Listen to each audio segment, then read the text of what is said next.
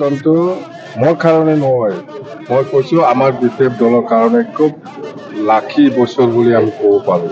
কেলে মানে আমি কেতিয়াও মানে 2জন MP পাঠাব পৰা নাছিলোঁ দিল্লীত, কিন্তু এইবাৰ 2024 যিটো MP নিৰ্বাচন, ইয়াত আমি 2জন MP পাঠাব পাৰিব, ফাইনেল হৈ গ'ল, 100% জিকিব। সেইকাৰণে আমি 2024টো আমাৰ বিপিএফ দলৰ কাৰণে লাখি ইয়াৰ বুলি আমি ক'ব পাৰোঁ। আৰু মই সেই কথাটো জনাই দিছোঁ, হয় মই বহুতবাৰ লটাৰী লৈ আছিলোঁ আগৰ দিনত, কিন্তু এই 2024ত মই 2বাৰ লটাৰী পালোঁ। একটাটো হ'ল বলেৰো পাইছোঁ মই একবাৰ, আৰু একটাৰ বুলেট, এনফিল্ড বুলেট পাইছোঁ মই, 2বাৰ লটাৰী ফাৰ্ষ্ট প্ৰাইজ এইটো। সেইকাৰণে মই মানে 2024টো আমাৰ বিপিএফ দলৰ কাৰণে খুব লাখি বছৰ এই 2024টো, আৰু মোৰ লাইফতো পাৰ্চনেলি খুব লাখি বুলি মই ক'ব পাৰোঁ। এই মানে মই লটাৰী পাইছোঁ না 2বাৰ, একবাৰত পাইছোঁ মই বলেৰো, একবাৰত পাইছোঁ মই এনফিল্ড বুলেট।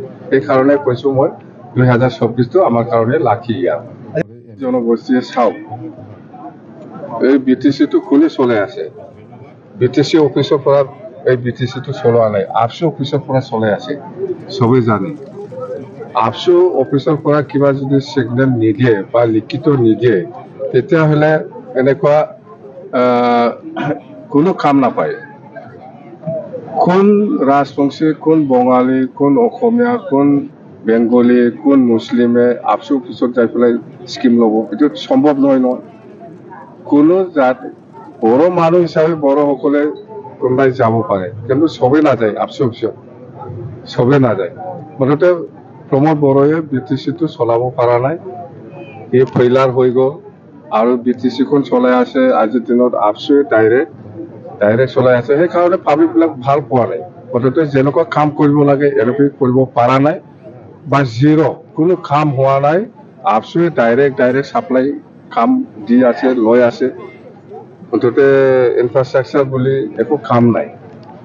সেইকাৰণে বিভিন্ন জাতি জনগোষ্ঠীয়ে ভাল পোৱা নাই। মুঠতে প্ৰমোদে আজিকালি কোন ৰাজবংশী, কোন বঙালী, কোন মুছলিম, কোন গাৰো, কোন ৰাভা, কোন বেংগলী এইবিলাক চিনি নাপায়। আগততো চবকে লৈ পেলাই বিৰাট আশা দিছিল সি, চব জাতি জনগোষ্ঠীক সেইটো কাম কৰি দিওঁ, সেইটো কাম কৰি দিওঁ। কিন্তু আজি এই প্ৰমোদ বড়োৱে কাকো চিনি নোপোৱা হৈ গ'ল।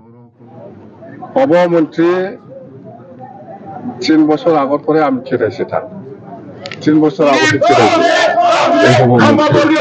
আৰু আমি কৈছোঁ পাঞ্জমীয়া যাব। তো ধন্যবাদ। এতিয়া আমি আগন্তুক লোকসভা নিৰ্বাচন জনাইছোঁ। লগতে নৱকুমাৰ ব্ৰহ্ম আমাৰ এই অঞ্চলৰ CWCৰ সদস্য, তেখেতক আৰু আমাৰ লগতে আছে আমাৰ চেন্ট্ৰেল আদিবাসী সেলৰ সভাপতি কৰ্ণেলিয়াছ মান, শ্ৰীমতী কমলা বসুমতাৰী, তেখেতক সম্বোধনা জনাব। ধন্যবাদ জনাইছোঁ। তো যেন হওক, আপোনালোকে কোনোবা UPPLৰ হয়, কোনোবা BJPৰ হয়, আমি গম পাইছোঁ আমাৰ দলত জইনিং কৰিবলৈ আহিছে, খুব ভাল কথা, ভাল পাইছোঁ। আমি একেলগে থাকিব লাগিব, একেলগে কাম কৰিব লাগিব না। মার্তি, বাপিন সরেন, মাহিরা মার্তি, মহিমা হেমব্রম, রঞ্জন হেমব্রম, স্বপ্না সরেন, রাম বাস্কে, লক্ষণ হেমব্রম। ভোটটো কিমান পাব জানে? 60 জন নহ'লে 70 জন, 100ৰ ভিতৰত 60 জন নহ'লে 70 জন পাব আমি বড়োসকলে ইমানেই আহিছে প্ৰমোদ বড়োকে খং উঠি পেলাই উল্টা হৈ গ'ল। আমি আগত 25 জন 30 জন একৈহে পাইছিল, এইবাৰ আমি বড়োসকলৰ ভোটটো 60-70 জনতকৈ কম নাপায়, 100ৰ ভিতৰত কৈছোঁ মই, বুজি পাই না?